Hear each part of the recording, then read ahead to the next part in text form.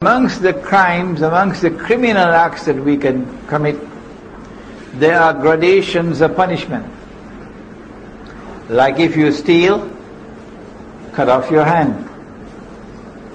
But the punishment that is severest of all is the punishment for fasad.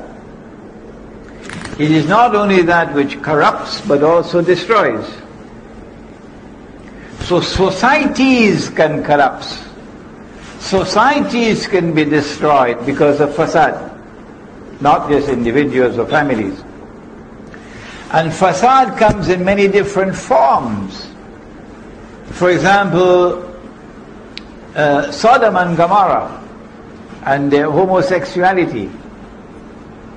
That's fasad. The corruption of agriculture. That's fasad. Many different kinds of fasad described in the Quran. And a good student will want to do some research and write a paper on fasad in the Quran. So Gog and Magog have PhDs in fasad.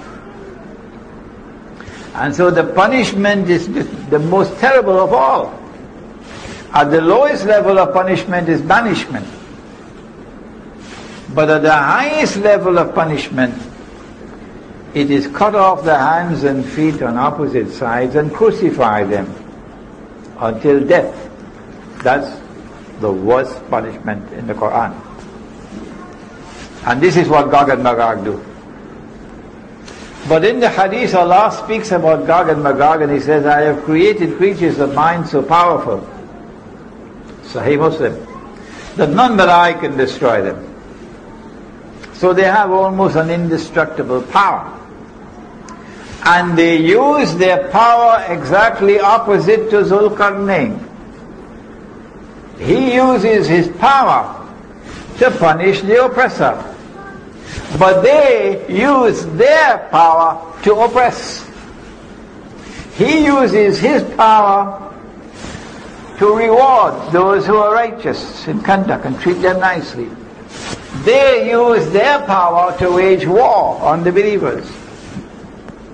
He uses his power in such a way that shows respect for human rights.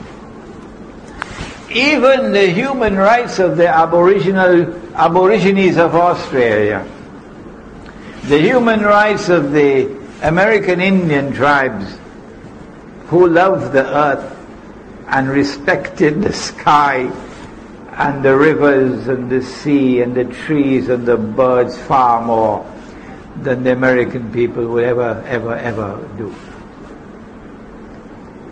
How do you treat these people?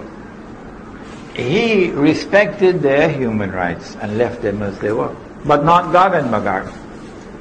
Today the American Indians and the Canadian Indians are in prison.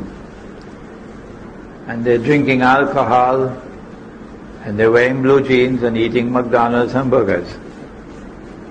That's where they are today, from what they were before.